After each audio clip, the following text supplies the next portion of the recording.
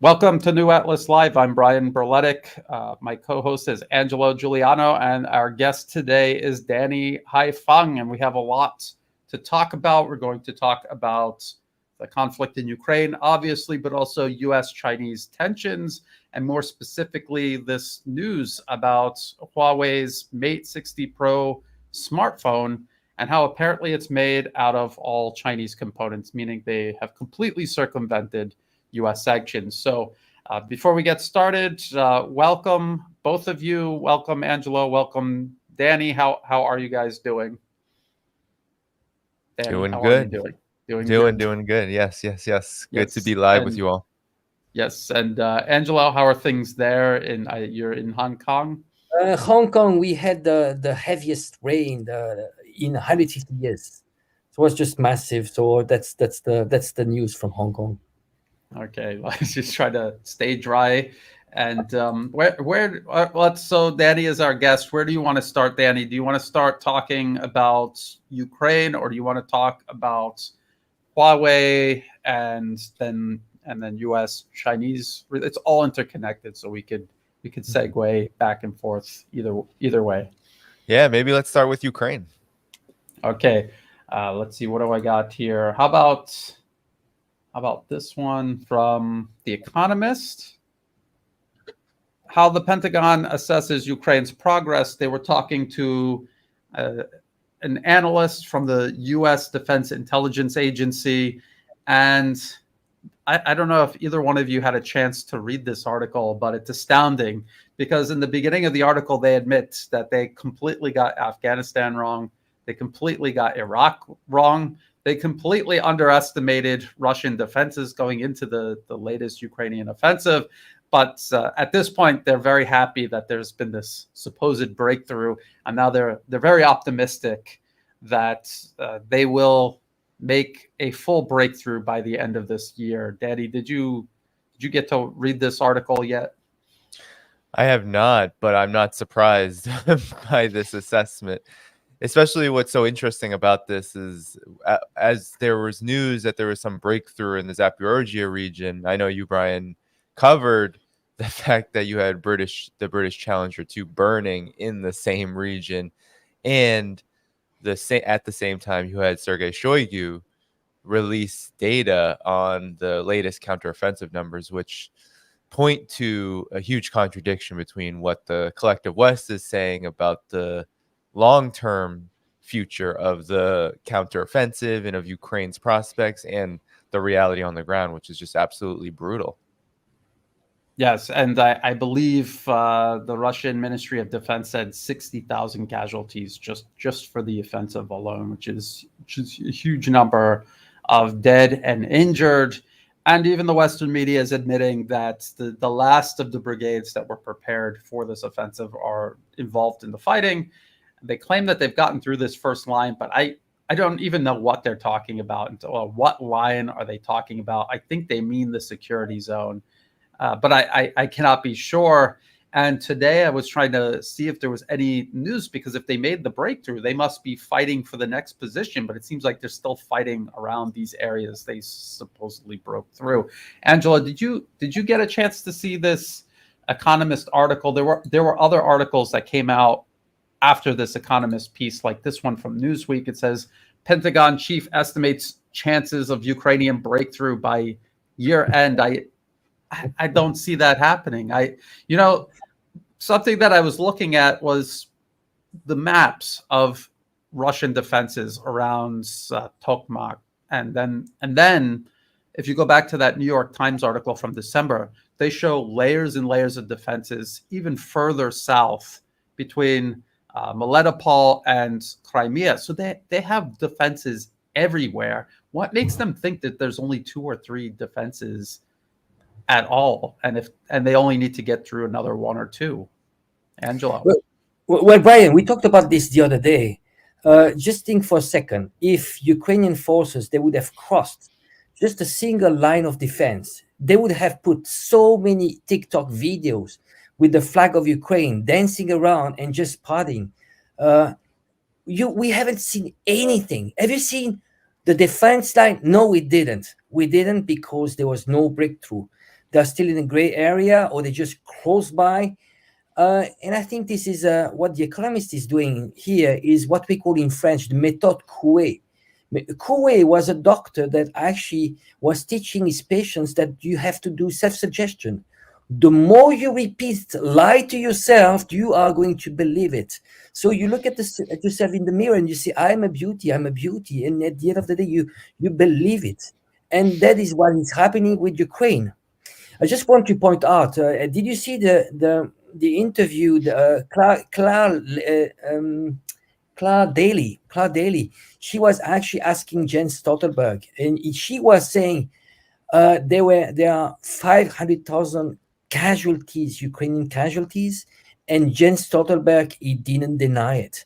He said, "Well, that's a heavy price, yes, but that's war," something like this. But what I'm saying is that slowly, I think they are going to expose what the reality on the ground, the reality that we've been telling on your channel, and you've been telling also on your own.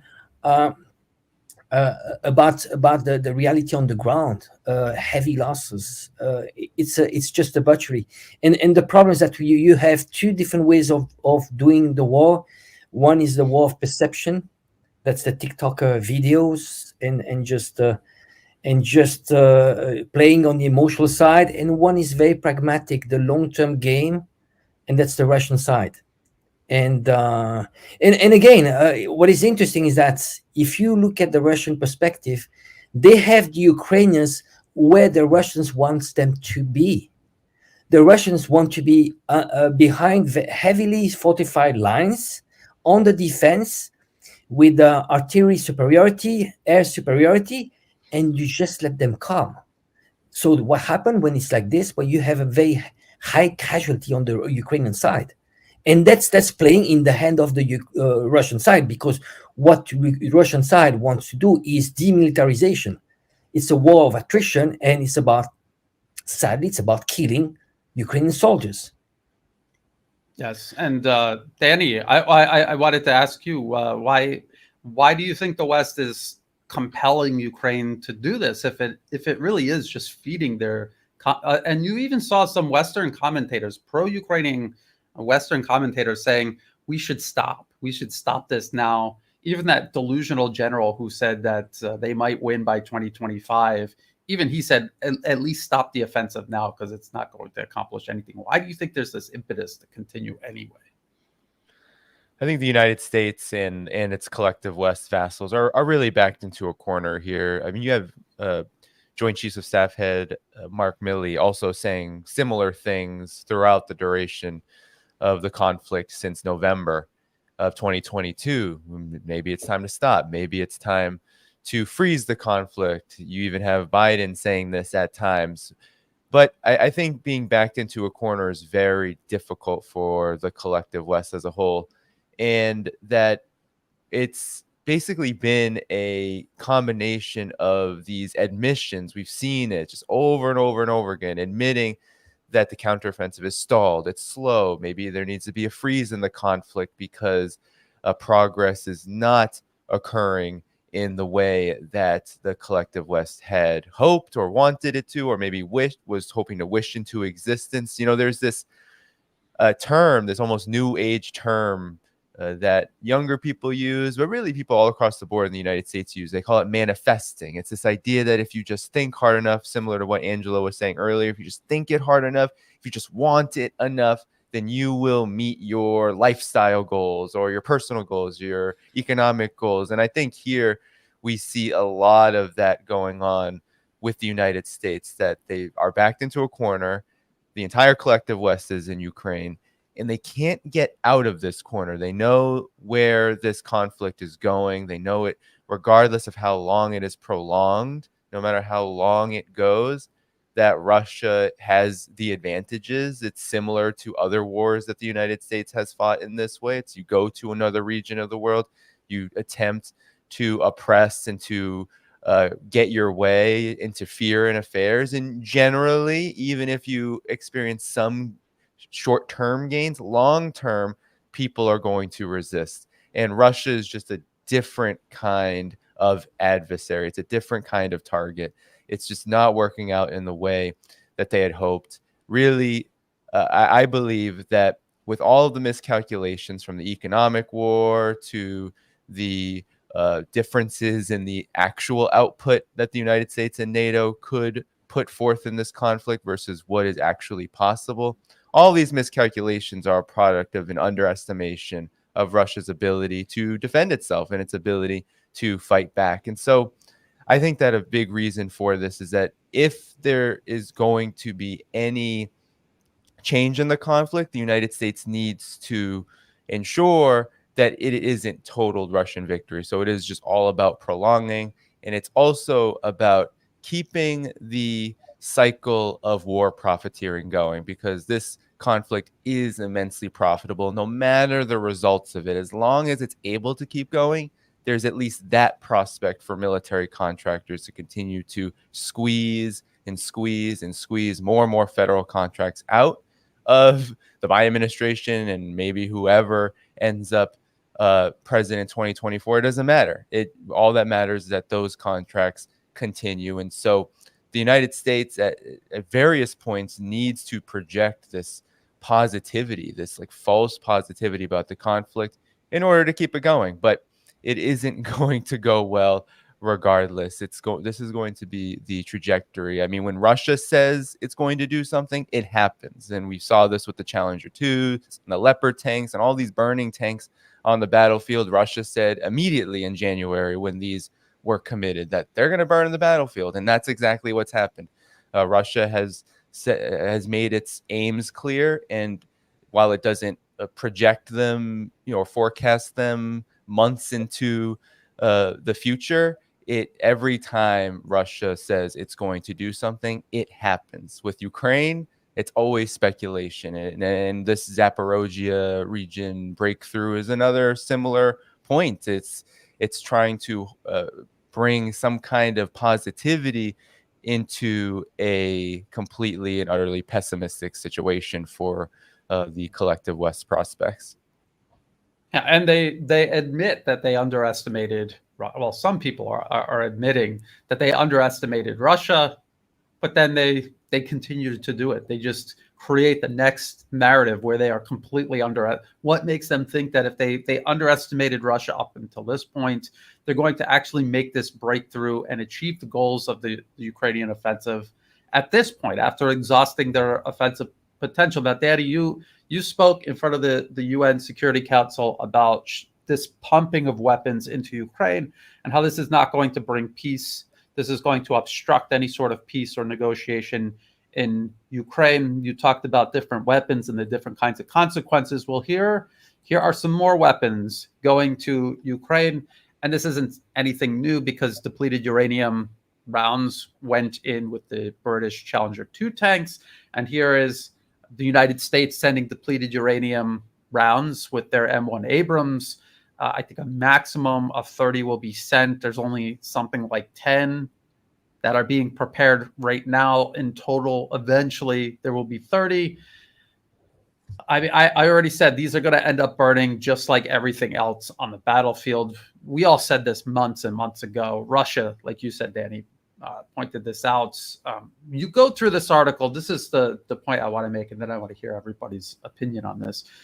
They're trying to downplay the danger of depleted uranium, and they do it in a very sneaky way. They say, depleted uranium really isn't that radioactive, and if you're exposed to it, if you're like sitting next to a DU round, you're not just going to go and get cancer like if you were sitting in swimming in a nuclear reactor pool or something.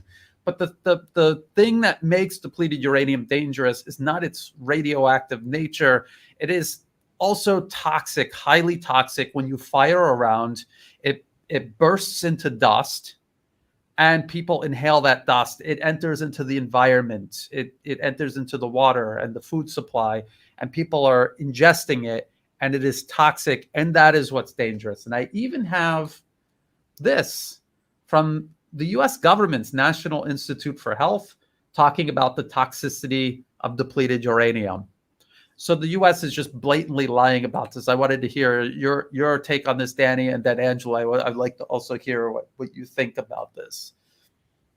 Well, it's disastrous. I mean, Fallujah, 2004, the U.S. raided that city, destroyed that city, used depleted uranium rounds, and now cancer rates in Fallujah up until this day are astronomical. And so the correlation between cancer and other kinds of health issues with depleted uranium are very clear because of these exact effects that you outlined and how they are used and what happens after these rounds are used. But one thing I want to point out here is oftentimes the collective West, what they will do, and especially the mainstream media, you can look at the US mainstream media around this announcement, and you will see over and over and over again, whether it's in the headline or in the content of the articles, what they will presume is that Russia also uses depleted uranium rounds. And what they'll say is that they possess them. And in each and every article, you will find, and I know you do a lot of this, Brian, looking into these articles and seeing what they actually say. So when they say that Russia has depleted uranium rounds, they always couch it and follow up with the statement that it is not clear whether these are used in Ukraine. Russia has never verified this. This has not been verified on the battlefield, but yet you've seen over and over and over again, whether it's through headlines and articles, a suggestion that Russia's hypocritical for criticizing the use of depleted uranium. So all of this is meant to try to paint Russia as the villain here when it is the United States that is going against what is a material, a substance used in warfare that is condemned by over 100 countries in the world, and that actually, no, I'm getting confused with cluster munitions. But depleted uranium has a long history from Iraq to Yugoslavia as being absolutely detrimental to the health and safety of people. And it does have radioactive consequences. But we know that the United States does not care about this. They're using cluster munitions, as I said, which have been condemned by over 100 countries in the world. These munitions still explode in Laos and Vietnam and Cambodia to this day. So, in effect, this just shows how low the United States is willing to go to prolong this conflict, because it won't change anything. There's nothing about using depleted uranium rounds that will change anything except escalate with Russia and cause devastating environmental consequences, not just to Russians on the battlefield, not just to the Russian army on the battlefield, but it will cause long-term consequences for people in Ukraine and for the Ukrainian forces that are either going to be slaughtered or poisoned by these materials, because this is what happens in warfare. It's not just those who these weapons target that are affected. It is also the very forces that you are deploying to fight these wars. We've seen this in Vietnam, for example, where many U.S. soldiers to this day are not only traumatized by going and invading another country like Vietnam, but they're still feeling the effects of things like Agent Orange, and U.S. soldiers who were deployed to Fallujah feeling the effects of being exposed to that level of toxicity from depleted uranium. So on and on and on. The consequences always backfire. And in this case, given just how high the casualties are for Ukraine, given how low the prospects are for victory, adding another weapon like this into the mix is just meant to provoke and escalate with Russia. It has absolutely no other utility than that. It's not going to change anything. So this really does show the inhumanity of it all. There's no factoring in what could be the consequences, not just for Russian forces, but also for Ukrainian forces and anyone else, all these foreign mercenaries, anyone who's being thrown into the line of contact. Yeah, and I just want to emphasize something you said. It's going to be the civilians in the areas where these weapons are used that are going to suffer the most and the longest, because when the conflict is over, the soldiers are gone, and it's going to be the people living in these areas. And before we get Angelo's take, someone is asking why do militaries use depleted uranium? They're making a tank shell using depleted uranium because it is an incredibly dense metal. And if your tank shell that you're firing at another tank, it's denser than the armor of that tank, it has a more likelihood of passing through the armor. the thing about depleted uranium, though, is that there's so many other ways of doing this. You have all of these different types of armor that tanks are now equipped with. You have RPGs, these rocket-propelled grenades, very simple weapons that can go through almost anything. And so it's an older approach, and the U.S. just has a bunch of these lying around. So they say, just send it to Ukraine. We have them sitting around. Who cares about the civilians? Who cares about the Ukrainians in these tanks when they blow up? And if they manage to survive, they're going to be inhaling all of this DU. The armor is reportedly, well, I don't know if Ukraine's going to get DU armor. There's a top secret armor the M1 Abrams and the Challenger 2 has, and it's rumored that depleted uranium plays a role in that. I don't know if they're going to get any of those. But anyway, Angela, what do you think about all of this? I'm actually surprised that the Western media, they're not coming up with a theory that depleted uranium from the US is actually not toxic. I'm actually surprised. I mean, the same as did you see the nuclear waste in Fukushima? All the collective West is closing an eye just because Japan is a vassal state. Yes. I just want to point out one thing about where are those depleted uranium ammunitions being used. They're used in Russian population territory. Just think about long term, those wasteland, those land which will be contaminated, will be long term where Russia probably will take back, because those are Russian populated territory. So that is maybe one of the reasons that they're using that. I would be, if it was this in Lvov, fights in Lvov and, the core of those Ukraine Nazis land places, I think it would be different. They would think twice, because you want to protect the land you're living in. Why would you, just think for a second, why would you use depleted uranium on the land that you are going to be that you cherish? Because ultimately, you know what? I think they do not cherish that land. Ask yourself one question. They are focusing on going towards Crimea, and they're not focusing on taking back the Donbass. Why? Very simple. Because NATO wants Crimea. Crimea is so important for NATO, it would cut the access to warm seas to Russia. If they were caring so much about the Donbass, the other regions, they would go there, right? But they don't care. They actually that shows us clearly that they are fighting the NATO war.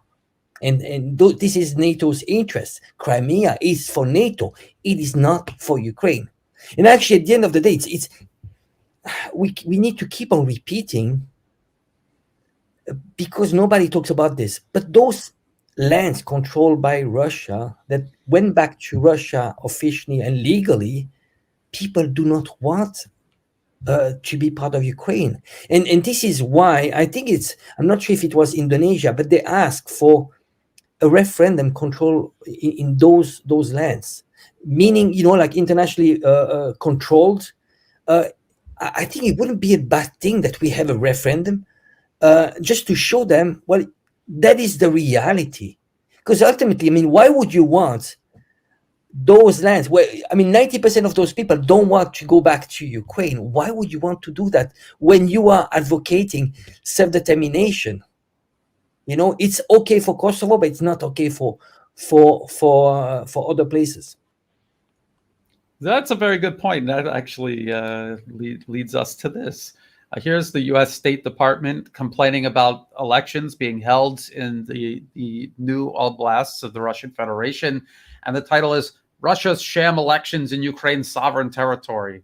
And this was September 7, 2023. U.S. Secretary of State Antony Blinken complaining about this. Just think about what the United States is saying. They're the ones who overthrew an elected government in 2014. They installed extremists into power who ran the opposition out of the country, purged them from Ukrainian politics. And from that point onward, all Ukraine had was sham elections. And we're not even getting into the other countries the U.S. invaded occupied and then held sham elections in. Danny, where do you want to start with this? Well, I mean, this report comes as the United States literally visits Jake Sullivan. I mean, Antony Blinken was just there twisting Ukraine's arm and saying, well, this is where things need to go. And oh, here's some extra money to keep you loyal, extra arms to keep you loyal. But even before that, around the time of, around the weeks leading into Alexei Reznikov's resignation, Jake Sullivan was there essentially saying, clean up your corruption or, things might get tighter leading into a presidential election coming up. And what did Ukraine do? Well, they tightened up and fired Alexei Reznikov for all of the corruption that has been going on. And corruption that was caused, exactly as you said, Brian, by this coup in Ukraine, which completely destabilized Ukrainian politics, essentially rendered it under the control of the United States and NATO. And what did they do? Well, they created all of these fake institutions to assert its power, to dominate Ukraine, and to use the most corrupt elements from oligarchs like Poroshenko and Kolomoisky. And then you also have, of course, the far right neo-Nazi nationalist elements that they have used not only militarily, but also politically to get their way and to build up an anti-Russia political project, which was always meant to bring conflict to Russia. That is why Ukraine was shelling Donbass all of those years. It wasn't just to get rid of the ethnic Russians and the various forces in the Donbass resisting such a thing, the so-called rebel groups, the People's Republic of Donetsk, etc. It wasn't just getting rid of those forces that were standing up to the shelling, but it was to bring war to Russia's border. And this was always communicated by Russia very clearly that this is a red line. And so the fact that the United States now wants to lecture Russia for taking political steps toward not only securing its sovereignty, but also toward helping the people in the Donbass who in large majorities vote in favor of joining the Russian Federation, which is their sovereign right. It's their right of self-determination.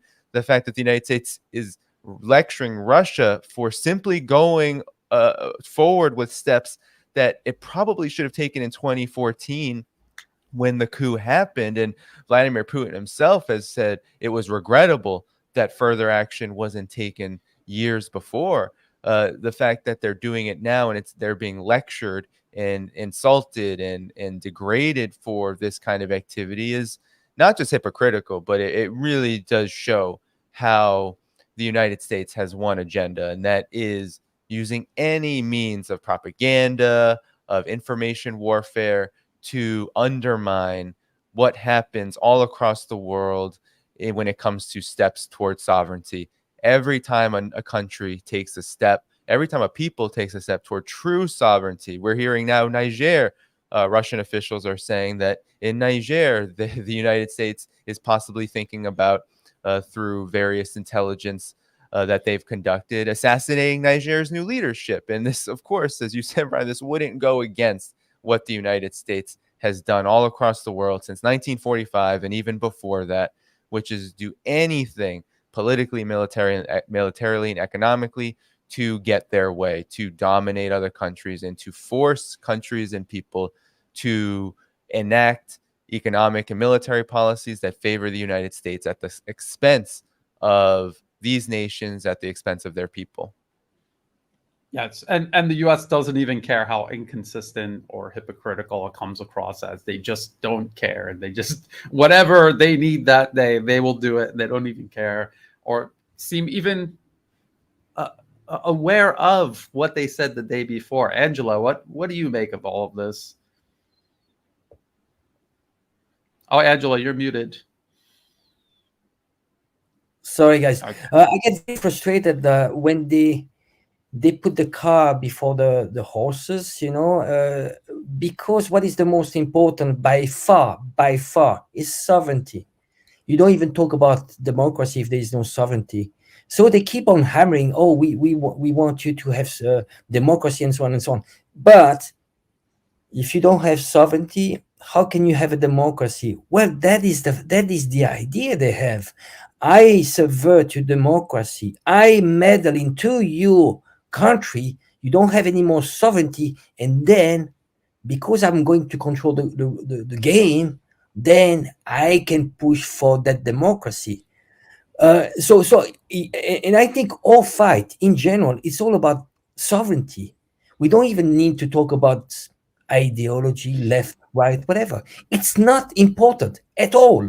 If we do respect people for every single country, it doesn't matter. Afghanistan, they choose Taliban. Who the F am I at the other side of the world to let those people to let them know what is good for them? They know better their own reality. So our fight is only about sovereignty. So whenever they because that's what we get always from the US, the collective West. They say they start the talk about democracy. That's what we need to go. The direction we need to go is sovereignty. First question: is it a sovereign state? And you ask the questions, and you see those African countries. Why sovereignty doesn't make any sense? But you have US troops in Nigeria. You have French troops in Nigeria. You have a dozen countries in Africa that use money printed by France. And that's the foundation. That's the core of what we are doing. That's the most important, because ultimately, once there is sovereignty, then it's done. All work is done because they do their own business. That is their home. And I think what we need to point out is those discrepancies. This, those I don't know, just discrepancies. I mean, it doesn't make any sense. We are in the contradictions. That's the word. Yeah. Those contradictions, because we are so full of contradiction. Plus, I mean, we don't even have democracy at home. I mean, how absurd is that? We have our system is not working, and we want to export it. Our system in the US, how many people they trust the Congress and the political system? It's probably around 30%. Max, I don't know. Danny, maybe you know better than I do. But why would you want to export a system where most of the people are unhappy, unsatisfied? Yeah, well, Congress is even lower than that. I think overall trust in the government hovers around 30+%, and then the president usually hovers somewhere between 40 and 50%, depending on how bad it gets. I think Biden has actually at some points pulled below the 40% mark in approval rating, but Congress, in terms of trust in Congress, is somewhere 13% generally. It fluctuates, but 13%. I mean, this is considered by some who I think might get this wrong. They believe that Congress is the most powerful and influential political body in the United States with the most checks and balances within it. Of course, I believe that elites, corporate elites, and militarist elites are actually the ones that control the government. So Congress is dictated by them. However, there are many in the United States who believe that Congress is the most democratic body. It's the body that has the most checks and balances.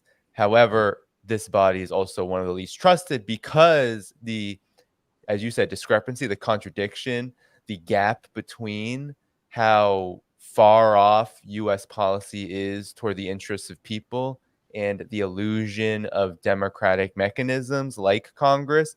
The gap between the two means that people trust it even less because they expect more. They expect when they elect representatives and they all come together in Senate or the House that they will pass legislation that benefits them, and then it never happens. And that's why people start to distrust it heavily. And that's the situation they're in. So yeah, it's completely egregious and ridiculous and really a joke. I mean, the United States is really the clown show of the world at this point. And it really is a joke to lecture Russia about taking these kind of steps and doing so. Probably, even though the UN, dominated by the US, will not acknowledge the referendums. Despite that, this is the most democratic process, the way to go if you are going to do something like incorporate regions of border regions, whatever, into your country. This is the way you do it. There really is no other way, regardless of what you think of what happened within that mechanism. The United States has a long history of not doing this, of not asking nicely. It didn't ask Mexico nicely. It didn't ask the Philippines nicely. It certainly didn't ask Hawaii nicely, which is now going through this this awful tragedy, this wildfire tragedy. But it didn't ask any of these regions of the world nicely. What it did is it invaded, it went in, it planted its flag, it militarily invaded, colonized, and then looted, plundered, and of course enacted immense suffering on the populations. So the United States has a long history of doing far worse than this, but yet still finds it unironic to condemn Russia for doing something that had no bloodshed at all, which is hold referendums where 90+% of people in places like Donetsk said we want to join the Russian Federation. Danny, just one question. Well, you talk to people in the US. I mean, how people explain. I'm not for the left or right. I really don't care about this, but how people that actually support Biden, they explain that they are supporting someone that is senile. Why Biden has more than 0%? I'm not even talking about 10%. 10% is too much already, because you have a senile. And I mean, I have the impression, because it's so divided, they know that on their side they have a clown, but at least it's my clown. I don't want the other clown, right? But at least it's mine. It's mine. It has, it's like your baby. Your baby is a criminal. He's killed 10 people, but it's my baby. How do you explain? Do you point out this problem? And not only that, you can become senile during your term, but if you are running for another term, then you know what? Someone has to come out, even within their own rank. Why don't have, even on the Democratic Party, someone saying, what the F are we doing? Is senile is not there, and we're looking stupid. Yes. Well, Angelo, you bring up many good points. And earlier, when you were referencing kind of the ideological spectrum and, how you yourself are, left and right, it doesn't matter.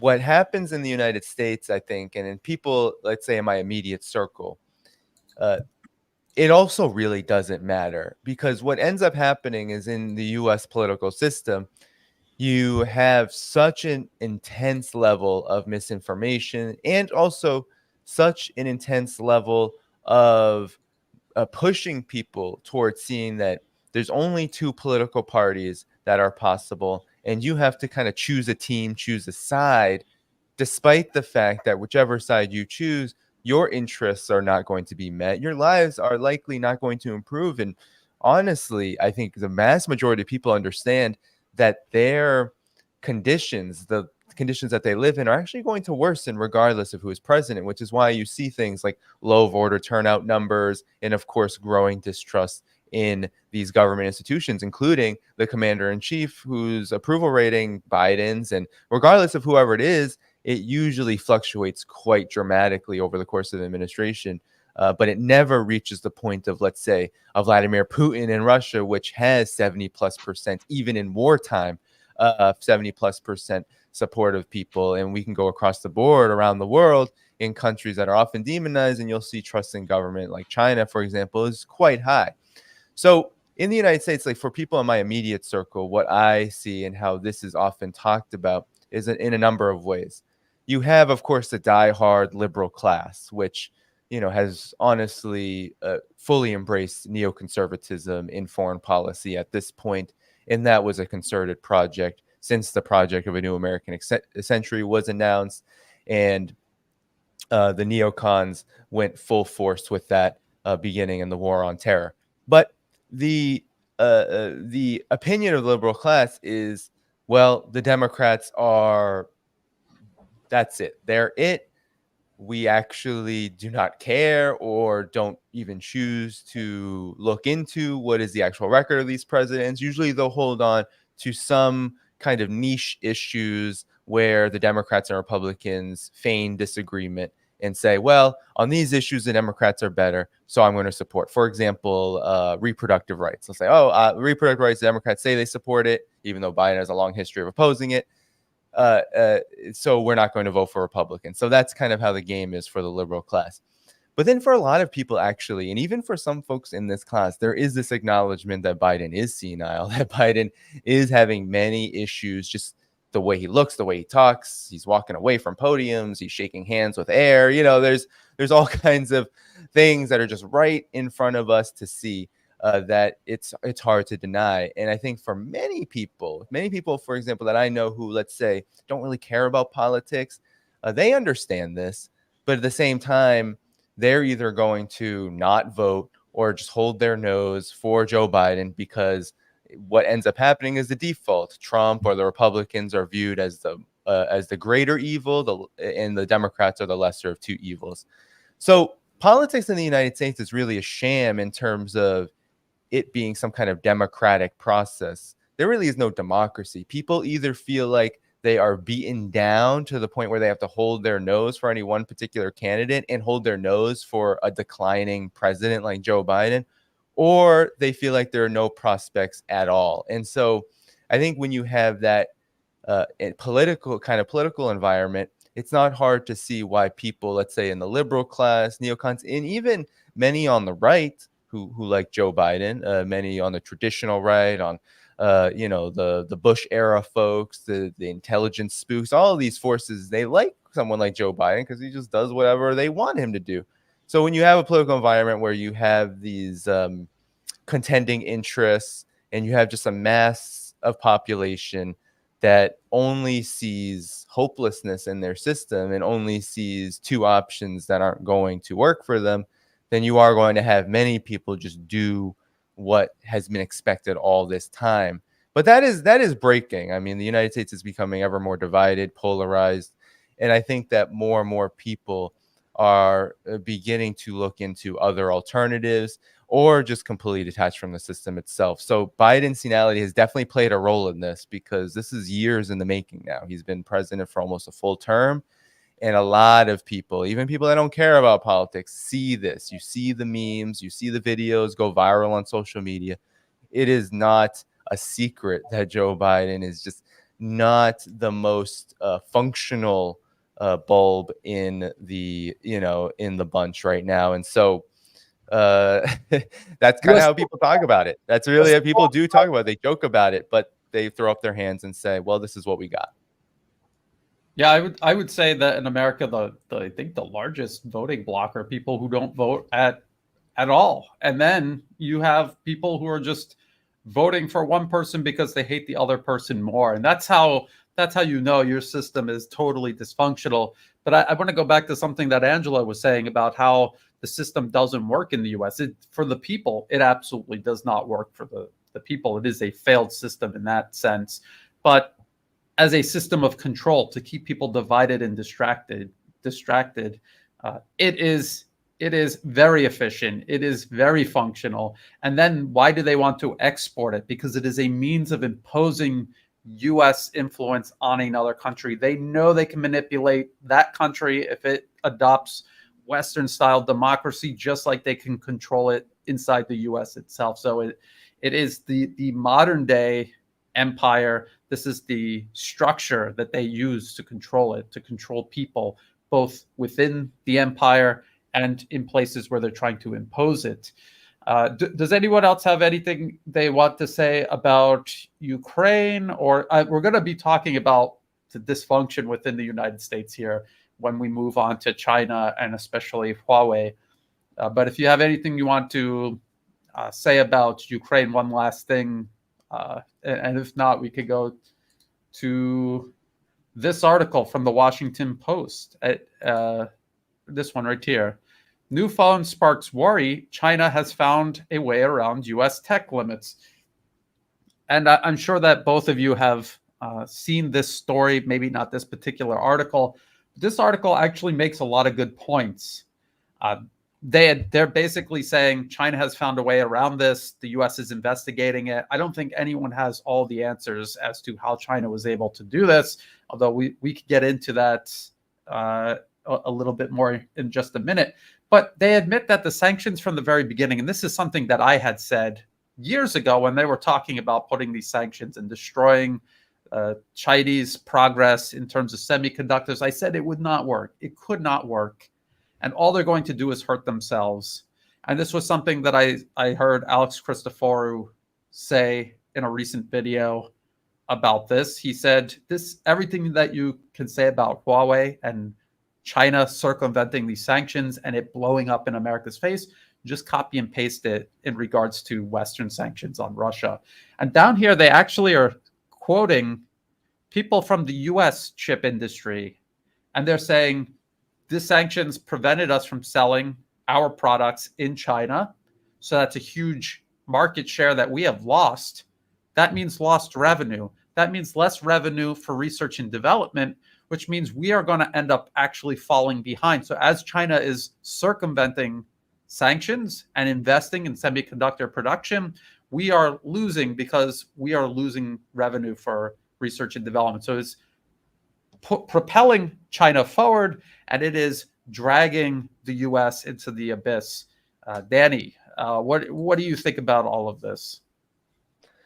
Well, I was reading Chinese media today, and there was a report in CGTN talking about how 1,000 scientists and researchers have signed a letter led by 2 particular scientists working at Stanford, saying that the United States needs to curb these sanctions and export controls and bans, etc., because of exactly what you pointed out, Brian, that it is cutting off not just the market for US high technology in China, but it's also the consumer market, but it's also cutting off these scientists from being able to make the progress that they want to make in advancing this kind of technology. So the United States is falling behind because of this. And that is clear to see. The Australian Strategic Policy Institute, which I often talk about, has this high technology tracker where they have sounded the alarm, saying that China has surpassed the United States in 37 of 44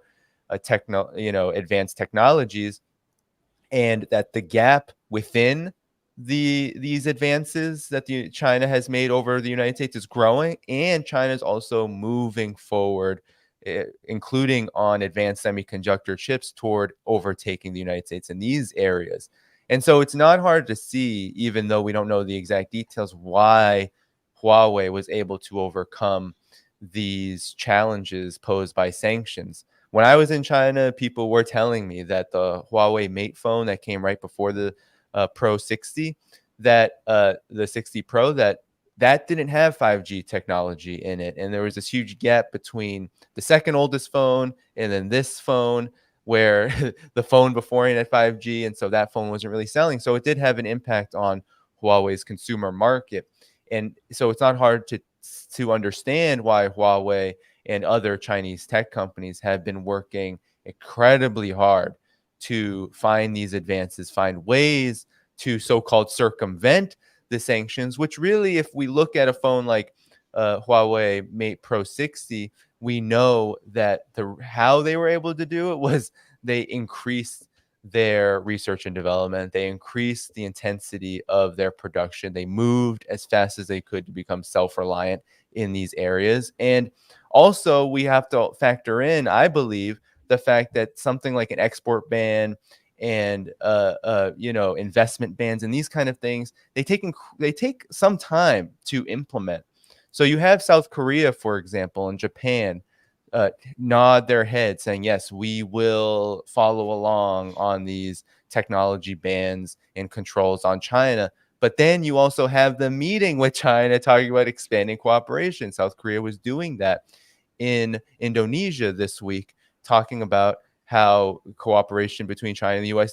and China and South Korea needs to expand. And so it's my estimation that while these export bans have had and these sanctions have had an impact on Huawei and Chinese tech as a whole, these countries that are being browbeaten and bullied into following U.S. diktats cannot simply just cut off entirely their trade with China. And so I think that gave China some time to make these advances as fast as they could. And it's shocking, I think, to the collective West and the United States in particular, only because the United States doesn't really pay attention or ignores the fact that sanctions against countries like Russia and China are incredibly ineffective, that these countries have higher capacities to reorient their economies to their benefit than maybe others might. But even smaller countries have also been able to circumvent sanctions to a great degree in order to survive and continue operating politically and economically in a sovereign manner. So sanctions usually don't bring down a country. And often what they do is they consolidate that country's political system. We can see that in Venezuela. We can see that in Syria. People are not going to oppose their government just because of sanctions. That's the hope and the aim. The hope and the aim is that these countries will overthrow their governments because they're suffering so badly. But usually people suffer, and they also understand where that suffering is coming from. So they consolidate around their governments, and they demand and hope that their governments will do the right thing and do their best to circumvent and oppose these sanctions. And China is probably example number one, the top example of how sanctions backfire and eventually lead to accelerating this process of leaving the United States behind in all areas. And technology is maybe one of the biggest, given that as China continues to progress in this area, it starts to go toward Russia and say, hey, Russia, you want to come with us? Like, you want to be high-tech hubs together? Hey, the rest of the world, do you want to come with us and, share in this progress? And the United States ends up being on the outside looking in, hoping to destroy the planet as fast as possible to arrest this progress. Yeah, and as you were saying that, I was putting this up on the screen, and Angela and I, we always go to this and talk about this. You were talking about all of these countries and areas that are being pressured to cut business with China. And well, Taiwan is not a country, but South Korea is. And both in terms of exports and imports, China is their biggest trade partner. Japan, the country that people think is going to, go to war with China, but their largest trade partner in both terms of imports and exports is China. And so I think they realize where their future lies, and they realize that pressure on them to work contra to China, to create problems with China, that is actually going against their own best interests. It's not just helping the US against China, who they perceive as a threat. They don't see China as a threat. They're being coerced to do this. So that is a very good point. So one other thing they were talking about in that article, that Washington Post article, and other people have been analyzing this, they've talked about how watching what the US has done to try to smother China, weaponizing semiconductors and withholding them from China, many other countries started asking themselves, well, if they're doing it to China today, maybe they'll do it to us tomorrow. It was the exact same process that many countries went through when they were watching the US and the EU sanction Russia, especially Saudi Arabia. They said, well, if they're going to put a price cap on Russia today, maybe it'll be us tomorrow. So that was actually a driving motivation to pivot Saudi Arabia and Turkey away from the West toward the East. India, which is actually I think they're going to rename themselves, if someone wants to talk about that, maybe Bharat, I think. And again, why are they doing this? Just like Myanmar went from Burma to Myanmar, just to throw off the colonial legacy. They were trying to play both sides. They wanted to do business with both sides, but because of the desperate nature of Western sanctions and coercion, they're actually pushing these countries away, and they end up isolating themselves further. Now, Angela, I know you know a lot about this. Plus, you're also actually in China. You're in Hong Kong. So maybe you could give us a little bit more insight into all of this. For the chip industry, or? Yes, especially about the chip industry and what China is doing to overcome these sanctions. They're trying to isolate China from getting access to technology and components. So now China is working on doing that indigenously. Yeah, but just the idea of containment, that shows clearly that you are weaker. You are weaker, and the only way you can slow down the process is by playing games that are, not fair games. I saw a tweet by Andy, or friend Andy Borham, and he said that that's pretty much the same as Tonya Harding. Remember that skater? They blew up the kneecap of a competitor because she was afraid she could not compete, and that's what the collective West is doing. The problem is that we mentioned this many times over. China has a population which is much larger, but also the percentage of STEM graduate. This is a very interesting graph. You see this graph here. We are seeing that China has 4.7 million STEM graduates. So STEM stands for science, technology, engineering, and mathematics. Okay, look at where the US is, 568,000. But even that figure, there's probably 40 to 50% of those STEM graduates that are foreigners. And half of those foreigners, do you know where they come from? From China. So they have roughly only 300,000 STEM graduates compared to 4.7 million. Additional to that, when you are in China, China is putting so many funds into research and development. This is state funds, that of course everything is going to go faster. You can, and just efficiency, productivity, efficiency. Also, $1 spent in China is worth much more than what you spend when you spend it in the US. Just lately, these days, there's a Reuters article that you were showing just before. China is just issuing a paper for funding $40 billion in the chip industry, and this is actually it's in response to the Chip Act from the US. The US has issued a paper which is an investment of, I think it's over $50 billion. But again, I would trust in terms of action, I would trust more the Chinese than the US. I mean, we saw what happened with Build Back Better, right? It was only words. I don't know what's going to happen with this, but also where it becomes a problem with the allies of the US. What we call, they gave themselves a name, the Chip Alliance, which is the US, Japan, South Korea, and Taiwan. They align against China. But the problem is that by doing this Chip Act, the US is actually going to attract their competitors to invest in the chip industry in the US. So the same as they disindustrialize Europe and Germany, and so you have companies in Germany that are moving to the US, the US is trying to do the same thing with the chip industry. So this is why the Koreans, they're saying, yes, we are going to do something against China. We're not going to sell them anything. But you know what? Differentiate words from actions. Because again, they cannot destroy their own industry. Samsung, they have their own factories in China. I mean, it's a suicide. You see, there's one thing which was very interesting that happened these days. The Chinese government, they said a civil servant in China cannot have an iPhone. I don't know the amount. We're talking about millions of people.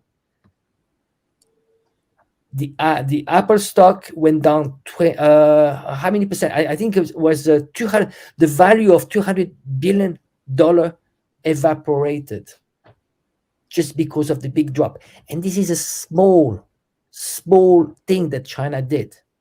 What happens is that, you see, the same as the collective West use all their weapons with Russia, and they're using pretty much everything they can with China. See how Russia and China are strong. They have weapons that they haven't used yet. Now, with the ban of Apple for civil servants in China, they're giving us just a small taste. That single action, they made the stock of Apple to lose 200 billion valuation. Because, of course, I mean, Apple market, let's imagine if tomorrow Apple is completely banned from China. It's over. It would be over. But they're not going to do that. China, they're playing the long game. They want to play fair game.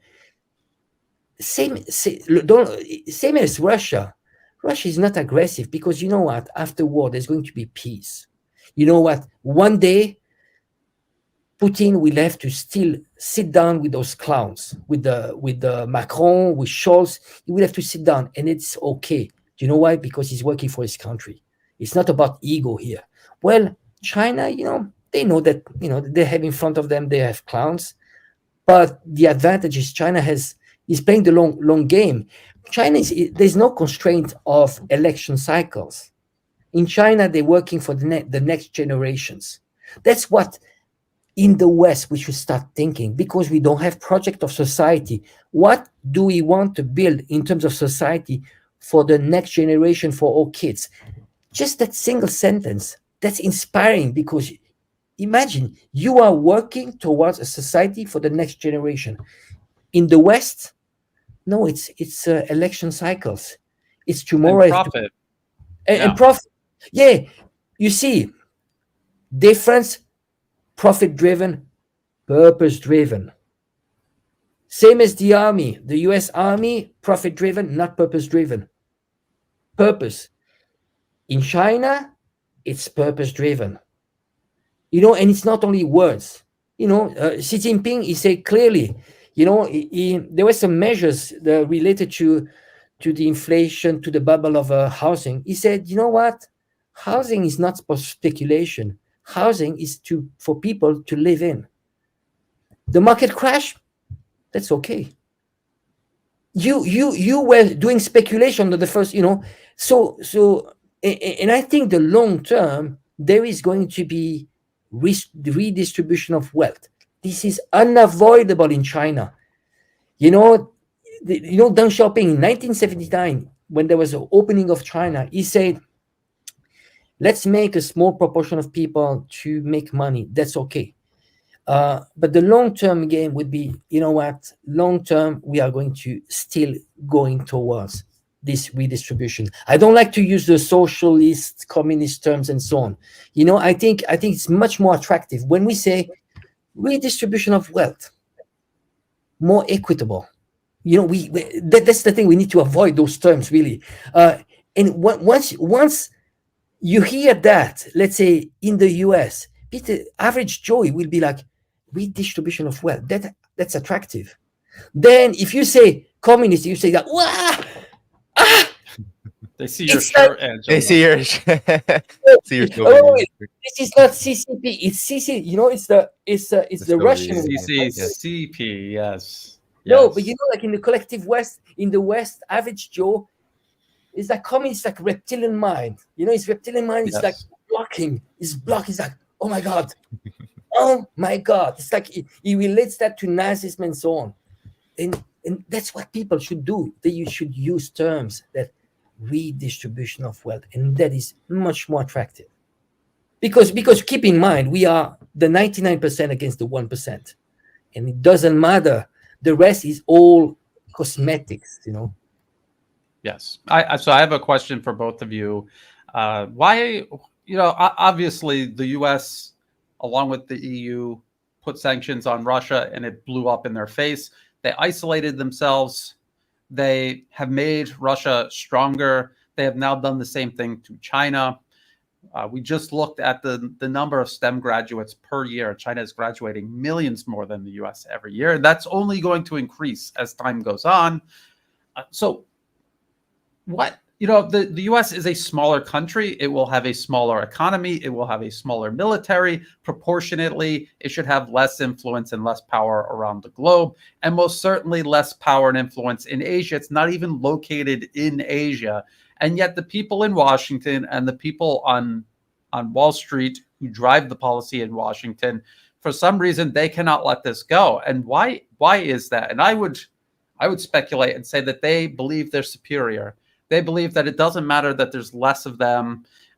China has a bigger economy, bigger industrial base. Doesn't matter. Chinese people are inferior to the West, and their natural place is subordinated to the West. And this is a mindset that has stretched generations. And I believe it's still very prevalent today. And I believe it's not that they inherently cannot understand that this isn't going to work. They're simply unable to accept it ideologically. Danny, what do you think about that? Well, I think it's a really pertinent observation, and it's one that has a deep connection. There is a deep connection between this, let's say, American exceptionalism or even Western exceptionalism, because I think Western exceptionalism, this whole civilized burden that the West has adopted for centuries now on the rest of the world, it's making it an obligation to go around the world, colonize, dominate, assert hegemony, super exploit. I mean, these these aims need to be supported in many ways by a feeling of superiority or an ideology of superiority, because how else can you explain this phenomenon? Most people do not want to hear or see, especially in the modern era, especially if we think of 2023, they don't want to hear things like, well, we just killed 1 million people because you stole their because we wanted to steal their resources, right? For example, the case of Iraq. Most people don't want to hear that. But if you can tell people, well, that country has a dictatorship, we are superior to that, we have a democracy, and we're bringing democracy there, then people are probably more likely to support or at least look the other way. And the same thing has happened with these attacks on Russia and China. They're deemed authoritarian or autocracies, dictatorships, against the rule of law, all of these things. They're, high technology in China is subverting national security, all of these wild claims, these Cold War claims. And all of it serves to make these countries out to look and sound evil. But the problem now, and what makes this moment different than, let's say, 1945, or makes this moment different even than, let's say, post-Civil War United States, is that a country like China, a country like Russia, both of them are able to subvert sanctions, are able to move forward in ways that undermine these kind of policies. And it really does back the United States and its Wall Street, dominated political system into a corner. Because if you think about it, when you have Huawei's Mate 60 Pro be released, and then this announcement that government officials are not allowed to use iPhones because of the security breach, which is actually a really legitimate concern, Yes, given how much is known from what the NSA and other intelligence agencies has done to tap into this kind of technology, and literally use these phones as rove wiretapping systems, etc. When there is this actual security concern, it's not a surprise. But the fact that it can have this impact on a corporation like Apple, this alone, these two developments alone, because I don't think it's just the government ban the Chinese officials not using these phones. I think it's them together, Huawei moving forward, subverting sanctions, and that's leading to Apple having increased anxiety about their own market share.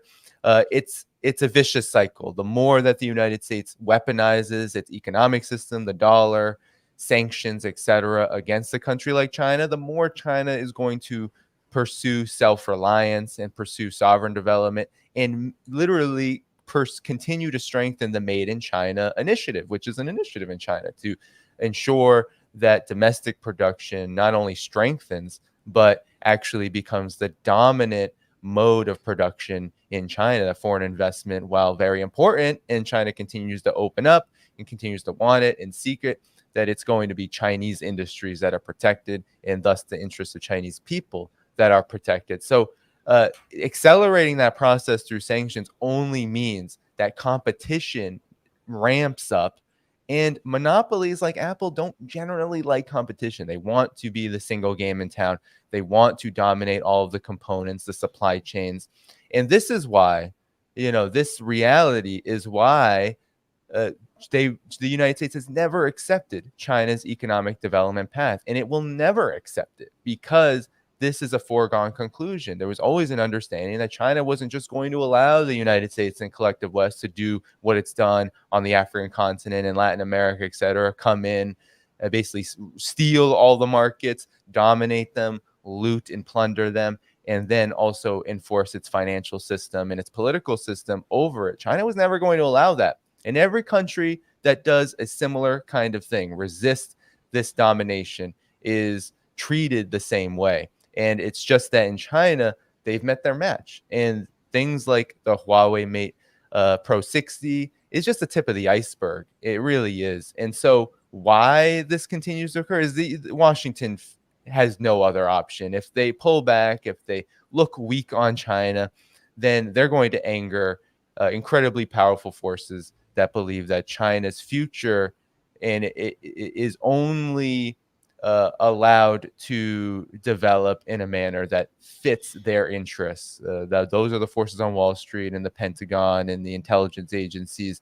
Those forces, those billionaires that don't see eye to eye with China's development model, like George Soros. It's these forces that want to see China not just open up; they want to see China be completely and utterly humiliated again. They want to see China under their thumb.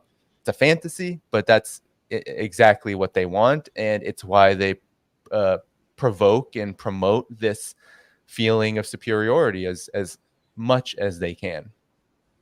And Angela, I want to hear your take as well. And I agree with all of that, Danny.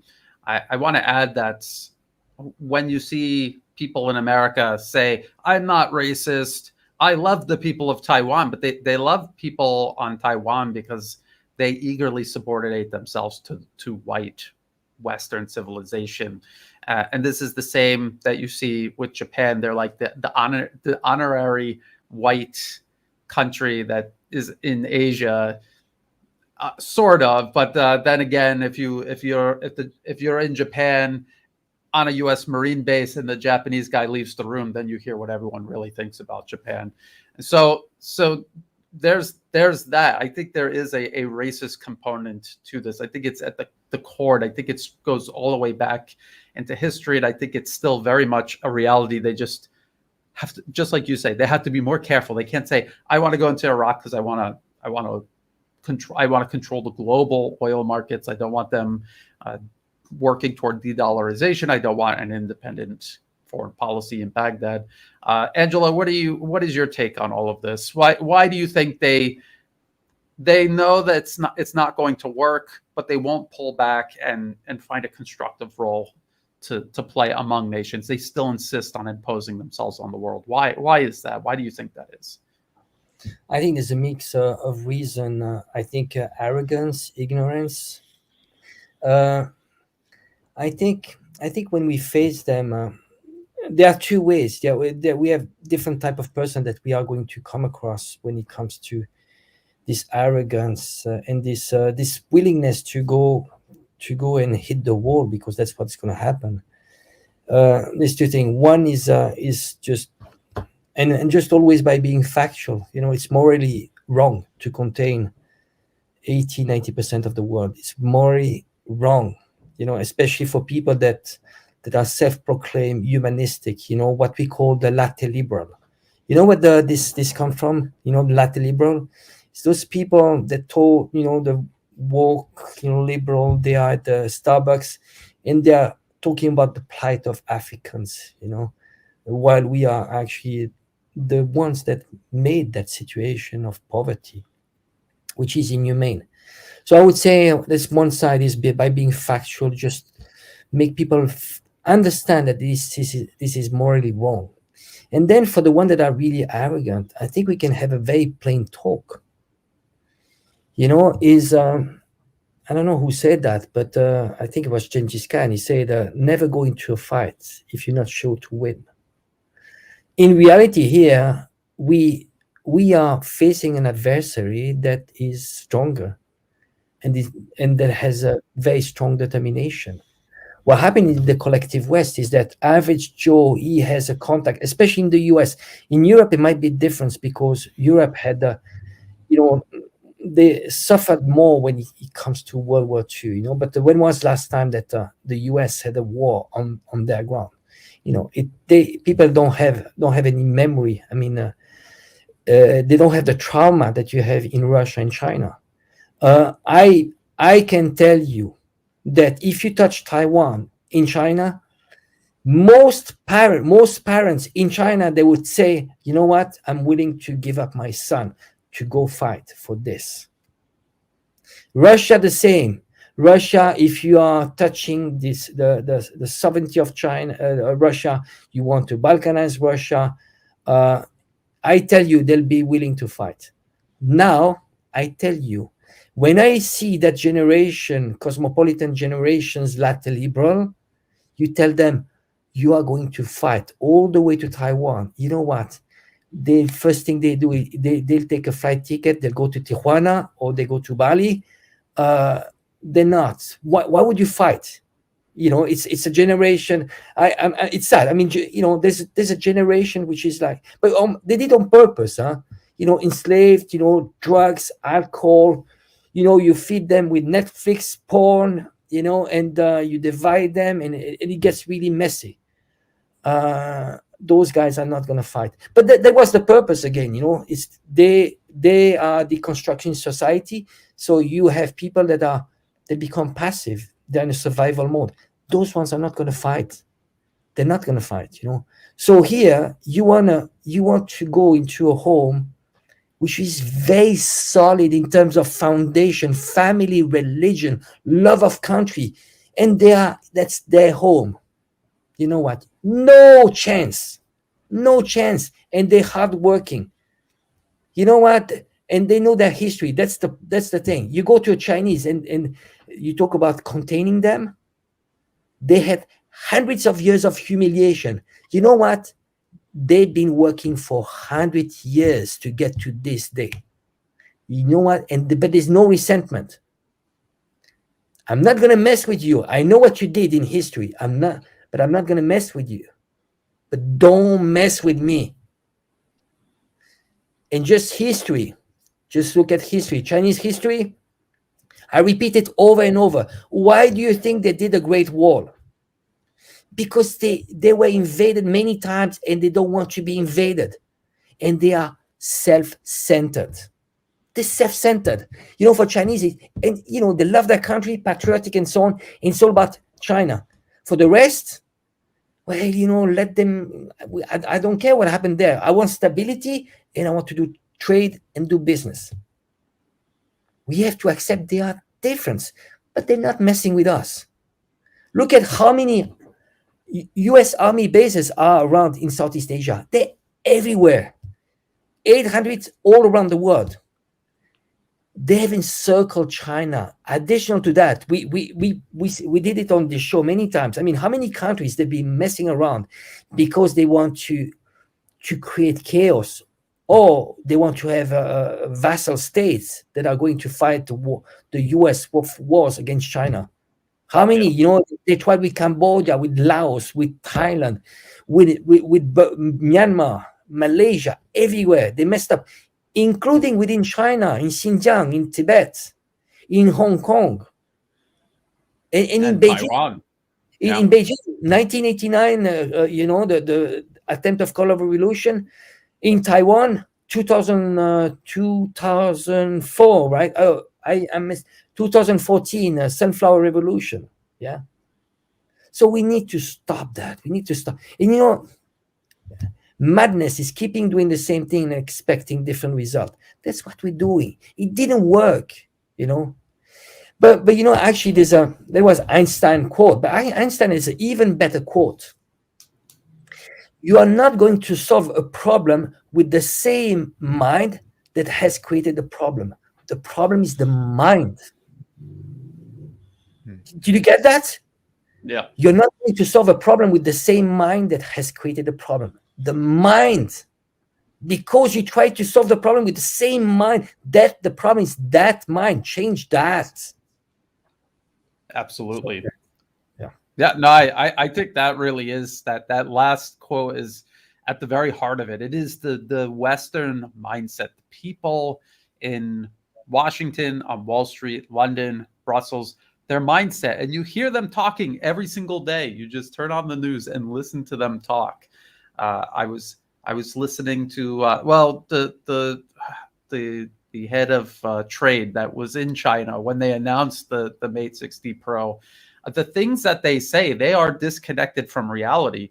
And we always ask, or at least I always ask people that come on the live stream, are these people lying? Are they knowingly lying, or do they actually believe this? And sometimes it is very convincing that I almost believe that they honestly think these things in reality. Now we have some time for some if people have some questions, please ask. I saw a question. It's way up high. I cannot find it now, but it was about Vietnam. The U.S. trying to, just as Angela was saying, the U.S. is going into all of these countries trying to recruit a united front against China, and they're in Vietnam, and people have this sense that Vietnam is anti-China, but in actuality, China built one of Vietnam's first metro lines. I think it's in Ho Chi Minh City.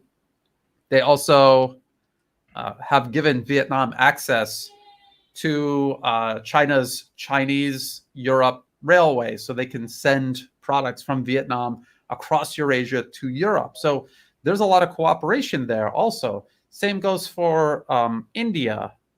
People perceive India and China as adversaries.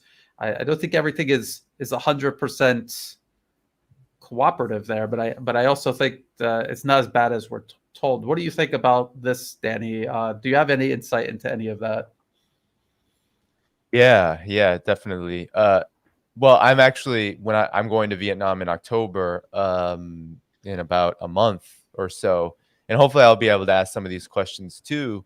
But when it comes, this is a question I'm often asked: is Vietnam on the side of the United States against China? Is this working? And I think the short answer is no. Vietnam has made it very clear that it's not going to get caught up in a Cold War. And as you said, Brian, China-Vietnam relations economically in terms of cooperation are actually quite robust from that transit system that was built in Vietnam. It's the very first ever public transit system, to the fact that a cooperation along the Belt and Road Initiative, which Vietnam is a member of, has also increased dramatically. And this isn't just restricted to economic cooperation. Politically, after the 20th Congress of the National Congress of the Communist Party of China, Vietnam's General Secretary of the Communist Party of Vietnam was one of the first diplomatic visits that occurred afterwards. And actually, despite the fact that Joe Biden is going to visit Vietnam in sometime within the next month, the China-Vietnam relationship is being talked about as one that is strengthening, and a partnership that is very broad in scope, and one that also shares a value system commonality, two countries that are along a very similar path. Actually, it's a strikingly similar path when it comes to opening up, reforming the economy, to increase and boost prosperity. These are things that China and Vietnam agree with wholeheartedly. So it is really another failed project, and it is going to fail because there is no erasing the history that the United States has in Vietnam. Earlier when Angela was talking also about the militarization of Asia and of the Asia Pacific, when it comes to, like, let's say Taiwan, if a conflict was going to be sparked there, the reality is that if you just look at right now, China and the DPRK are holding pretty deep talks for the second time in a matter of months. China sent a delegation, a government delegation, which includes the vice premier of China, to celebrate the 75th anniversary of the DPRK. And if we remember, in 1950, there's a whole movie about this that China made called The Battle of Lake Changjin. It's 2 parts. Highly recommend it. But China sent millions of volunteers to fight on the side of the DPRK in order to help Korea liberate itself from Japanese, and of course, at this time, it was the United States invasion of the country. So China has a long history in this region as being the opposite of a colonizer and an imperial power. And Vietnam, despite having differences with China that date all the way back decades and decades ago, it is well known that Chinese cooperation, economic cooperation and diplomatic and political, all of that is too important to pass up, too important to maintain for whatever the United States is offering. And so when you look at Vietnam's political relationship with the United States, it is one of pragmatism. It is one that acknowledges the fact that there is no getting around when the United States comes to you. You're going to have to deal with the United States. And Vietnam has an experience of sanctions for many, many years after the war. It hampered its development. And so similar to China, when China normalized relations with the United States, Vietnam has done the same thing and has attempted to gain whatever benefits it can, but it will not be dragged into a major conflict. That's why the two countries have made a pretty deep commitment to continue not just to build stronger ties economically, but to show the world that they are not at any kind of odds that at all hamper increasing cooperation and solidarity with each other. So it's another failed project on the way. No matter if Biden goes there, Kamala Harris, and anyone they want, the message is going to be the same, that Vietnam's not going to get into a Cold War and that it's not going to be turned into some kind of launching pad for a war with China. And again, just as you said, China has much more to offer all of these nations here in Asia Pacific. What does the US have to offer? And the only way they can get countries to side with Washington against China in a very irrational way is to overthrow a government, install a client regime, and have them make these irrational decisions to cut economic ties with China, even though it'll crater the economy, just like Ukraine did, just like they're trying to get Taiwan to do, again, even though it's not a country, but it's the same concept. I saw another question about Thailand, anti-China protests in Thailand. Yes, these are U.S. government-funded opposition groups coming out to the streets. Angela and I, for like years now, we used to do live streams during the daytime here in Asia, covering these U.S. mobs, and they will. Angela, you remember they had like signs that say, "We want Pfizer, we don't want Sinovac." I mean, it's so transparent and childish. But people, there's still groups of people that fall for it, and they can still create instability. And I don't know when Southeast Asia will turn the corner and finally be able to protect their sovereignty individually as nations and regionally as ASEAN. I really hope that day comes where it's like the Shanghai Cooperation Organization, or now we see BRICS expanding. Actually, some ASEAN nations are getting into BRICS, so we'll have to wait and see. I'm looking for some other questions. Angela, you have anything to add to these points that we're making? I'd like to add one thing. I think with the Ukrainian war and the attitude, the Putin facing strong the collective West, we have reached a new paradigm. Everything is changing from now on, and we've seen so many shifts we would never have expected. To give an example, how many, all those US partners that actually didn't go along with the sanctions. You had Saudi Arabia turning its back against the US. You had many examples like this. Just the fact that how many countries actually started to bypass the US dollar. Remember, because of wanting to ditch the dollar, you had Saddam Hussein who died for that. You had Gaddafi who died for that. Now, they all dare to do that. What is happening right now in Africa, don't you think it's related to what is happening in Ukraine? It is, because they are being emboldened. Now, they know that if they need weapons or some help, maybe Russia is coming at the rescue. Before that, nothing would happen. Now, they go into Vietnam. You know what? Vietnam, they see it's shifting. It's shifting. You have all those NATO countries that cannot beat Russia. They're losing actually against Russia. They are emboldened. So now, remember how many times they went along the US, not because of being partners or friends, because the tactic was threatening. And it didn't work. You see where it didn't work? It didn't work, for example, with Saudi Arabia. Remember, Biden called Saudi Arabia, we are going to make you a pariah state. Pariah state. Great way That's, to win friends. Super smart. Very, very smart. you know, and they killed. I mean, that was the killing of the petrodollar right there. So the US, up to now, it was always threatening, including its friends, including its strongest, closest allies. It's not working anymore. So now they need to find another way, because the strong way didn't work. You need to stop that. Especially when you used to be stronger, that was okay. Well, you have to go along, because otherwise, I don't want to end up like Gaddafi. But now you know more the strongest one. You know what? You need to find other strategy, because it's not working. Okay. Okay. So, and yes, obvious. Like, this is a reoccurring theme. The the U.S. and its allies, their strategy is not working, but they refuse to change the premise where all of these bad strategies are branching off from. I had another question about the Storm Shadow cruise missiles that the UK and France, and there's a German version that they may or may not be sending. Probably they'll send some to Ukraine. What is the status on these? These require warplanes to take off, launch them in the air. They can only do that so many times per mission. Russia has a huge air defense network.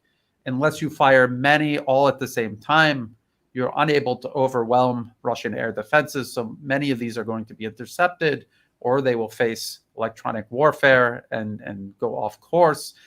And even if they hit their targets, they're just too far between to make any actual impact on Russian combat power. They can replace their combat power much faster than Ukraine can take it away, versus Russia's ability to send cruise missiles every single night, Garan 2 drones every single night, Iskander ballistic missiles.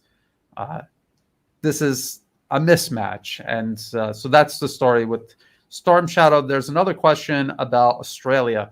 Will Australia get dragged into this? So this is a question I actually want to hear from Danny and Angelo. I saw that there's going to be a visit by the Australian Prime Minister to China, first time in years. But at the same time, the US is desperate to drag Australia in, to use Australia as a regional Ukraine, to militarize them, transform them into a national security threat for China, and to recruit them into activities in the South China Sea, around Taiwan, in a different part of the globe from where Australia is. Yes, they're kind of in Asia, but they're in the southern, they're south of the equator, so they're not really in that area. So, Danny, what do you think the future of Australia looks like regarding its relationship with the U.S. and China? Well, it's gotten more complicated, even just as you mentioned, Brian. Even just the last 24 hours or so, I think actually the Prime Minister Albanese, Australian Prime Minister, he has met with high-level Chinese officials, and how it's usually portrayed is that this is a very positive step. Usually, that's how China portrays it. Australia is going to China on its hands and knees, because what has happened is that in all of this hand-wringing that the United States has done toward Australia and trying to squeeze every bit of political capital from Australia and its war path against China, is that it's damaged Australia's political and economic legitimacy greatly. Because just a moment, Danny. I want to show people this is Australia's trade with other countries.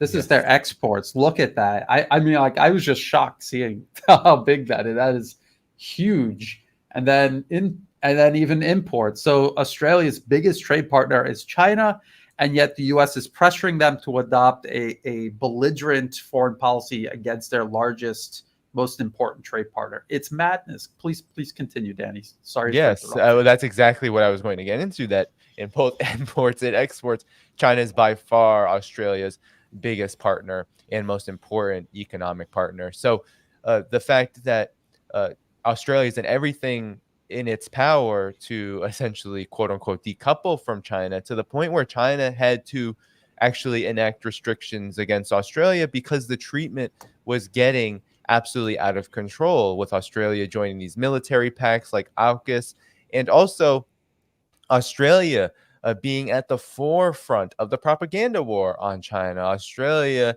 has a misinformation apparatus, a tabloid apparatus similar to the United Kingdom, and also has think tanks like the Australian Strategic Policy Institute, which are incredibly important, funded by the Australian Department of Defense, funded by the US Department of State. Like, these institutions are key in provoking a hostile environment toward China. So all of this together, the militarization of Australia has long been essentially a junior partner, a client state of the United States for many, many, many, many years now.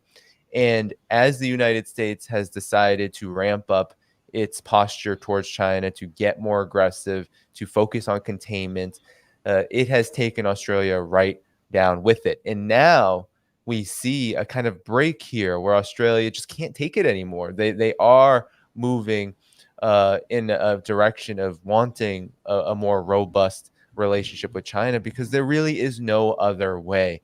Whether Australia will do anything in the way of actually making that happen is probably unlikely. Maybe there will be some attempts to like right now, what they're saying is, hey, China, can you ease some of these curves on exports and imports that you put on us because of our bad behavior, so that we can increase trade? But it's unclear Australia will give anything in return in order to make that happen, because we've seen this time and again with the United States. They have these so-called diplomatic conversations, and then they go back right afterward to doing business as usual, increasing sanctions, increasing military provocations, diplomatically saying one thing during the meetings, and then afterward lecturing China, insulting China, demeaning China. So all of that is par for the course with the entire collective West. And so Australia has no other choice but to try to repair its relationship with China. Whether it has the political capacity to do that is probably highly questionable, because of its relationship to the United States and how the United States just does not allow its client states to do anything except be more rabidly provocative toward China, toward Russia, etc. That's the position that countries like Australia, the European Union countries, have been pushed into, and that's one that they've largely embraced up until certain points, like today, literally the conversation we're having right now. Yes, and just to add on to that, the question is, the U.S. is the real enemy of Australia. Yes, Australia's biggest threat right now is the United States of America. It is the nation threatening Australia's best interests the most. And Danny mentioned ASPI, and this is their annual report from 2021. All of these governments fund ASPI. So when they're talking about China bad all day, every day, it's because the U.S. State Department pays them to do that. Now, I was gonna, you kind of answered the question. I was going to ask it. Maybe Angelo, you take a shot at this.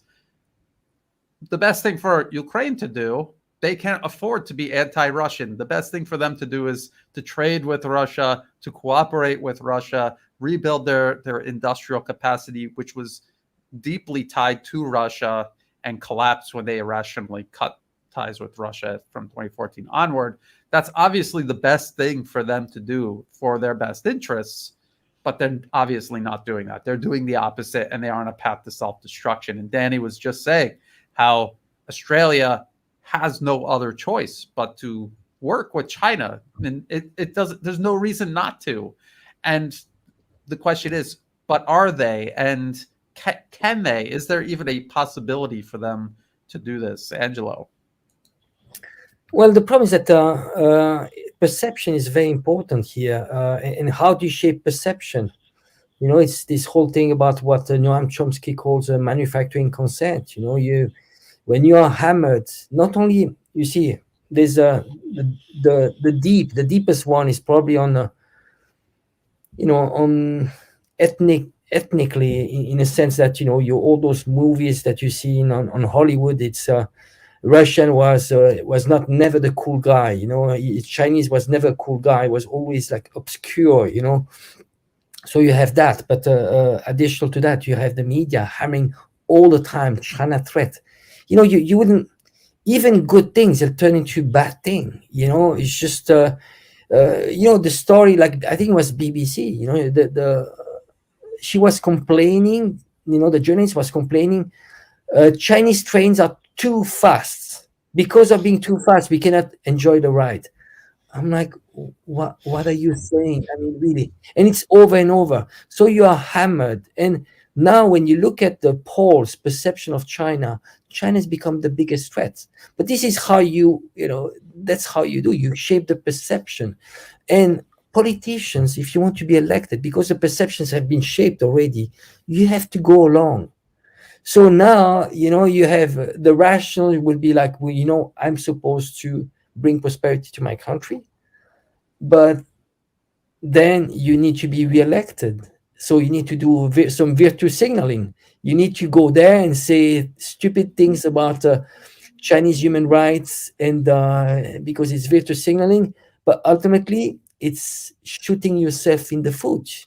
It doesn't make any sense. So the problem is at the perception. Again, the media, the information space, plus you have so much money being poured from NGOs. It's it's the strategy of the loser. Because you cannot compete, then you have to. I mean, we've seen that as kids, right?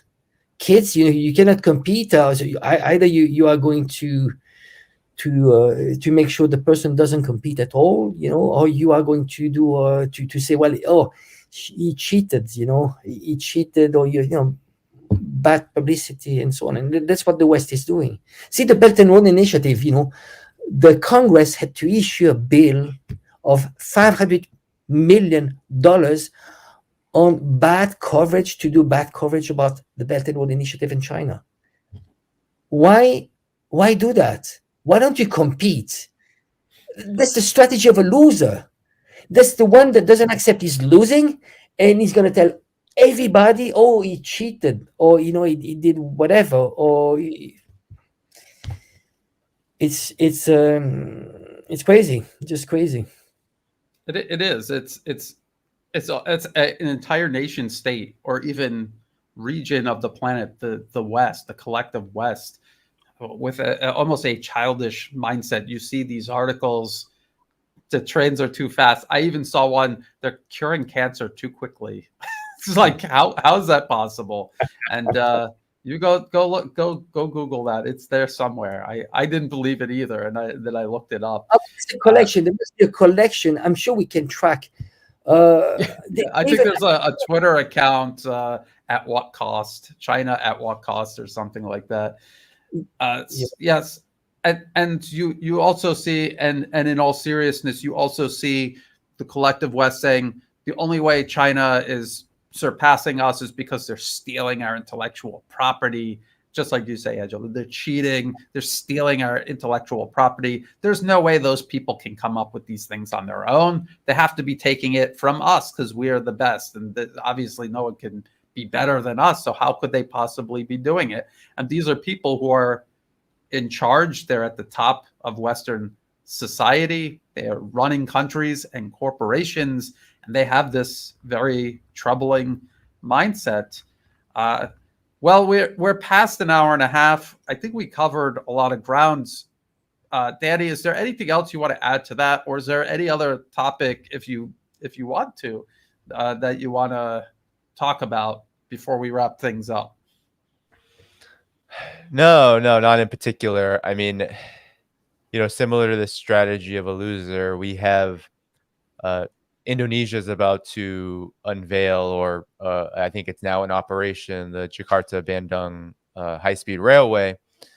And as Angela was talking, it made me think about just, all of the attacks on China's high-speed rail that are being ignored around the world. I mean, this rail line in Indonesia is going to cut, I think, what was a 3 to 6 hour car ride, a disastrous, nightmarish travel situation for ordinary people in Indonesia, into a 40-minute train ride, and just how impactful that's going to be. But you can imagine that given all of the attacks on high-speed rail in China, what is often talked about is, oh, they go too fast. Oh, they aren't made that well, or oh, they just aren't profitable, so they're really just a money suck, and that you're just going to end up hurting your economy, when nothing could be further from the truth. The Belt and Road Initiative Forum is coming in October, and the data from the World Bank that has come out, I think it was around 2019, they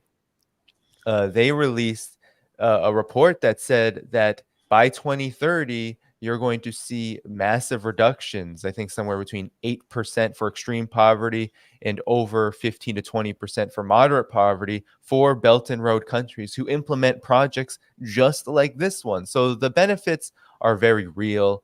There's over $1 trillion. There's going to be a diplomatic kind of blemish, a black eye for the United States and the collective West when Vladimir Putin is the star of the show, sitting in the Belt and Road Forum on his first visit since the so-called ICC arrest warrant.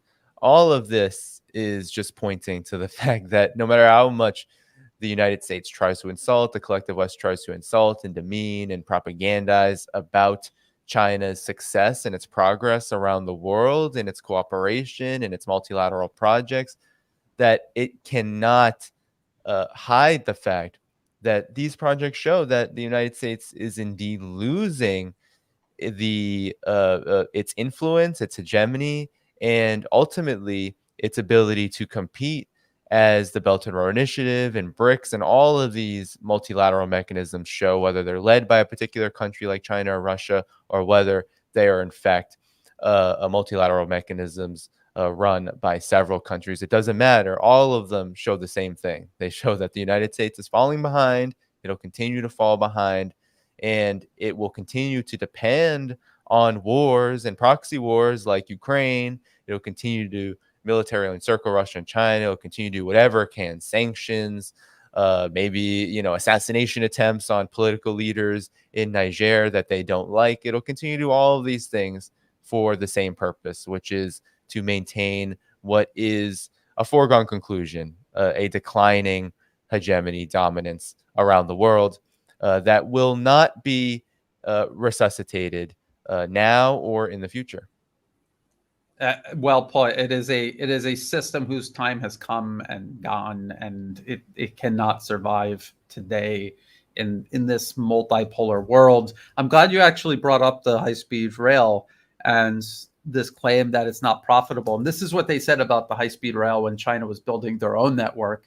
They went from no high-speed rail at all to the largest high-speed rail network on Earth by far.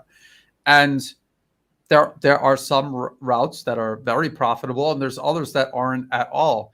And the problem that the West has is they look at only that in a very short-sighted way. Even if you're being greedy, if you zoom out and you look at the value, not the revenue, but the value that infrastructure has overall for your economy, is actually going to boost the overall value and revenue of your entire economy. So this is part of this process, as Angela said, purpose over profit, but also having a wider vision than just, does this route make money? If not, let's cut it out. It's like a person that plays checkers versus someone who's playing chess, who's trying to look several moves ahead to see what it's going to look like later, not just what it's going to look after I jump that person's checker. So I think that was a very good point that you brought up. And yes, they're building high-speed rail. China is building high-speed rail across Southeast Asia, and it is having a tangible impact, a positive impact for the people living here. And what can the West do? They cannot compete. Angela mentioned Build Back Better World. They didn't even have a fake project that they just made up, like a computer graphic of like some project. They didn't even bother doing that. It would be funny if it wasn't such a danger to this planet. Angela, do you have anything you want to add to that, or anything else you want to say before we wrap up? To Danny just mentioned poverty alleviation in BRICS nation, to the Belt and Road Initiative. It's just amazing if people if the collective West just would learn about how China did. You know, there's I think Li Jingjing, she did a documentary about this, but basically they dispatched thousands and thousands of consultants in the villages. And for Chinese, it was not about giving welfare to poor people. Was about how we can educate them, give them tools, and empower themselves. See, empower themselves. In the West, we have welfare. So basically, actually, you enslave people by giving them welfare. You know, it's just, you know, it's the same as how they destroyed Indian communities. You know, American Indian communities. We were like, you know what? Don't work. We're gonna give you money, and they ended up just drug addict and alcoholic. You know, China different. You know, and it's interesting how actually in all Eurasia, those countries are getting inspiration from what China did. Not only of poverty alleviation, but also terrorism. You know, we mentioned, you know, the West says camps. You know, in China they created vocational schools. They give tools. You know, they realize that terrorism, the root of terrorism, is poverty and lack of education. You know, because you have lack of prospects, you become radicalized, and they tackle that. You know what? So they had job. You bring them prosperity, and that's how you do it. I just feel that you know, very sad. I just wish that the West we could learn from China. We don't need to become China. You know, I'm not, you know, and I keep them repeating that over and over. It's not out of love from China. It's you know, it's the same as my relationship to my country would be the same as big brother, small brother. You care about your brother, but your brother is doing something really stupid, and you have to tell him. You know, Yes. but he's still my brother. So where I'm angry is that those people that are arrogant, they're making a mistake, they care less about their country than I do. I might seem that I'm supporting China. It's not true. It's not true. My country is doing something really stupid. It's immoral, and it's a fact that cannot be won. So become adults. That's the word. Become adult, because those are kids. The way the leaders of the collective West, the way they're behaving is kids. We kiss each other, hugs, we're cool, we make a few pictures. That's not how you run a country. You don't need to be sexy, you need to deliver. Well said. And you were talking about welfare in the West, and you hear a lot of critics, Western critics, saying, you know, China is a horrible communist country. It's socialist. It's communist. You know, I don't think they even understand what these words mean. And they said that and when you do welfare in the U.S., you're just copying China. It's a horrible system. It controls everything. But I got this book from a colleague who gave it to me, and I was reading through it, and over again, this is a collection of Xi Jinping's speeches. He talks about how the key to raising up people is not handing them out anything. If you hand them something, hand them education, get them jobs. The key to getting out of poverty is education and hard work.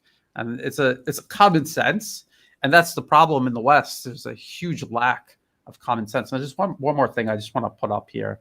China is different how they are resource grabbing and gaining ownership of the assets in the countries they develop. So how is China different than the West? Well, number one, they didn't show up with an army and eradicate a percentage of the population and then start building infrastructure so that they could cart the resources out. It's a completely different process. Ask yourself, where are you getting this idea that this is what they're doing? What media? Is it the same media that told you Iraq had weapons of mass destruction, or that Syria was gassing their people? And if that's your answer, then you're being lied to. They're building schools, they build power plants, they're building all of the infrastructure that the West, who dominated, say, a continent like Africa for generations, they are actually building the modern infrastructure that they have been denied all of this time. They are trying to create stability and economic progress within the country, because it's not just about resources, it's also about trade. That's what China does. They come to a country, they want to trade, they want to do business. They can't do that if the country's impoverished, divided, and killing themselves, killing each other. this debt trap diplomacy propaganda, because that's what it is. China forgives debt. That's something you will never see the West doing. And say here in Thailand, Thailand is paying for their high-speed rail project with China themselves. It's not through a loan from China. If China was just trying to grab and debt all of these countries, why would they even allow that as a possibility? The IMF doesn't allow that to be a possibility. So maybe Danny and then Angela, please. How is I'll just put it up on the screen for reference. How would you answer this? People, can I just quickly jump in, because I know quite well this topic. There's only one time where China took one asset. China didn't take the assets. It's the port in Sri Lanka, that issue.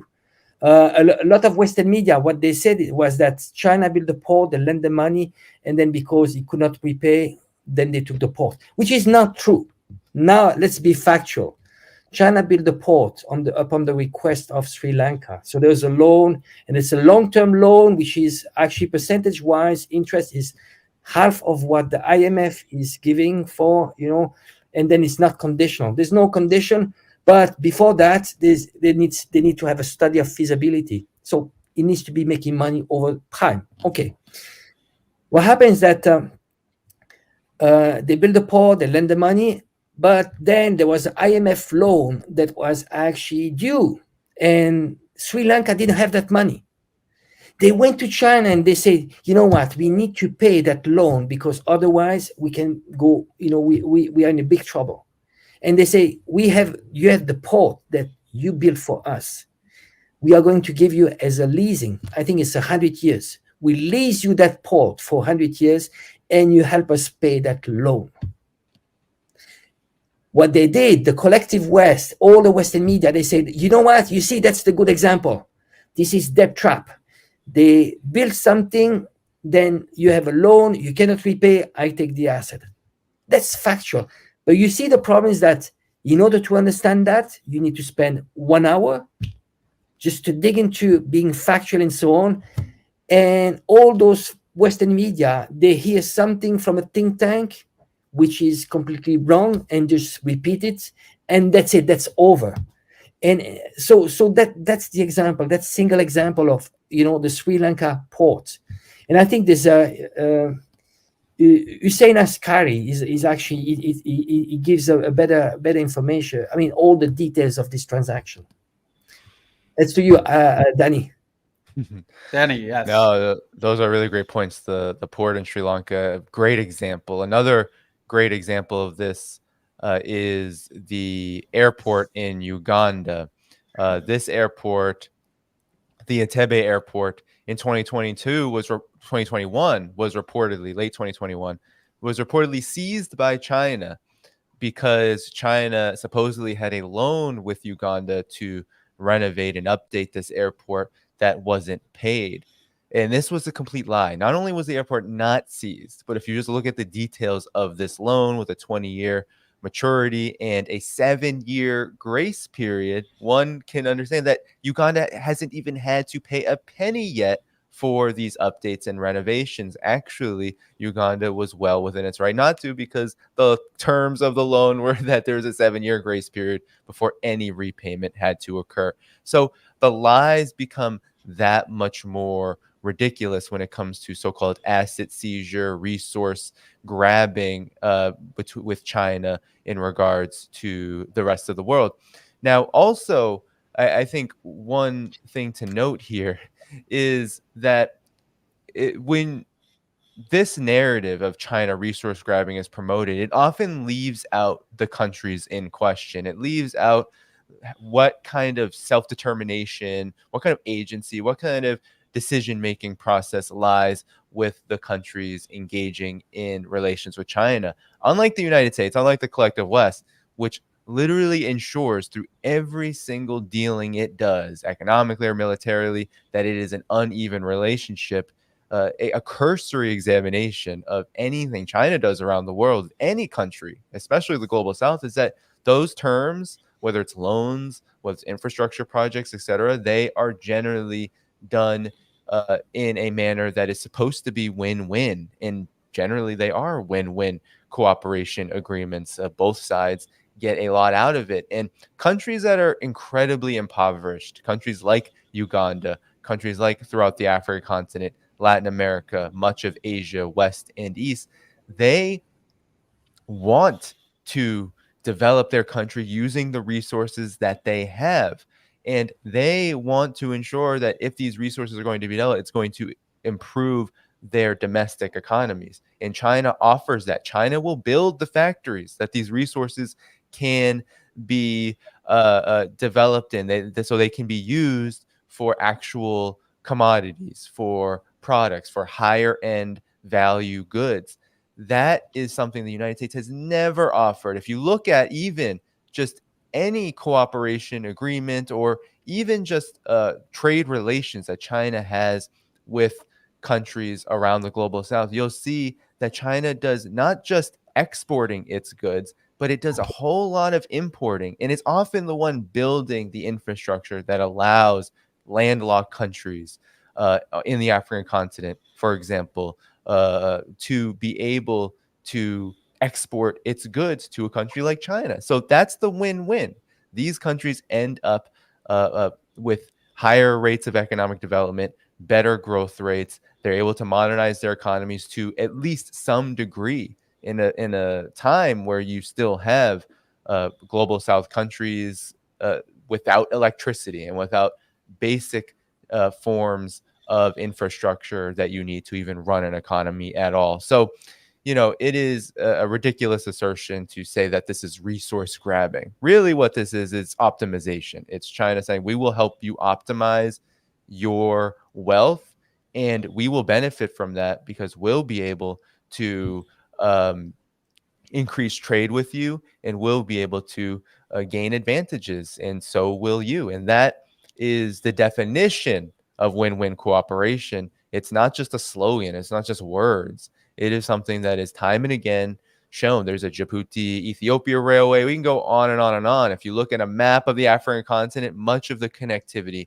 that has occurred in that continent alone is because of China's investment there. It's because of China's commitment to helping African countries do this when the collective West has never shown any kind of interest. The collective West has only wanted to siphon resources from there and to develop its side. I mean, that's the whole basis for this conflict now that the collective West and especially France has with Niger. Can I just in one, because it's I don't want to miss that one because it's so good. It's this African leader who's talking to a journalist, and he's saying when China comes, they come and they build a hospital and schools. When Western leaders come here, they give us a lecture, and then they say, oh, but China is they're here to make money and take advantage of you. And that's when he say, well, here comes the lecture. Yes, and I'm going to show the map of the railways China is building in Africa. I'm going to add to all of this that when the West came to Africa, they came and they just took the resources out. They didn't pay them. They didn't build them projects in return. They took everything out. Anything that they built in Africa was to facilitate plundering these countries. And that this person said China is different. How? So I just explained how they are resource grabbing and gaining ownership of the assets in the countries they develop. And then a debate developed after this comment. And then they say, I did not say anything about seizing assets. Don't be disingenuous. This seems like somebody who's just repeating what they saw in the Western media. They don't really have a grip on what is really happening. I'm going to go to this map, and I'm going to say again, China's building infrastructure the West cannot build, and even if they could, would not build. They do not want to build these countries up. China is coming in and building these countries up. I was researching ECOWAS regarding the situation in Niger and the possibility of Nigeria leading a coalition into Niger as some sort of military intervention. And the only modern weapons any of these countries have is from China because the West wanted to keep them weak. And was it you, Angelo, who said that there were prerequisites when getting an IMF loan that you cannot invest in your military? purposefully keeping them weak so that anytime the US or Europe, France, the UK, any of these nations wanted to, they could just come in and knock everything over, like they did in Libya. Well, wasn't that was that you, Angelo, who brought that up? Yeah, absolutely. In the preconditions, there's a prerequisite for loans from the IMF and the World Bank, is that you need to have extremely low ratio, like defense spending to GDP. So if you can actually, people can Google. You can Google actually on Wikipedia. You will see percentage of defense spending to GDP. Most of African countries have under 1%. To give you an idea, if you compare it to NATO prerequisite is 2%. But then keep in mind that those countries have large population and they are very poor.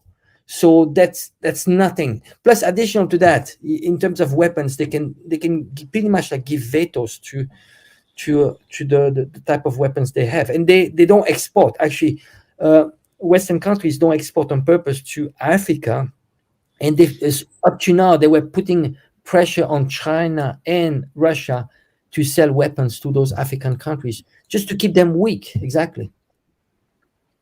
Yes. So we could go on and on and on. And like, I'm here in Southeast Asia. These countries are working with China.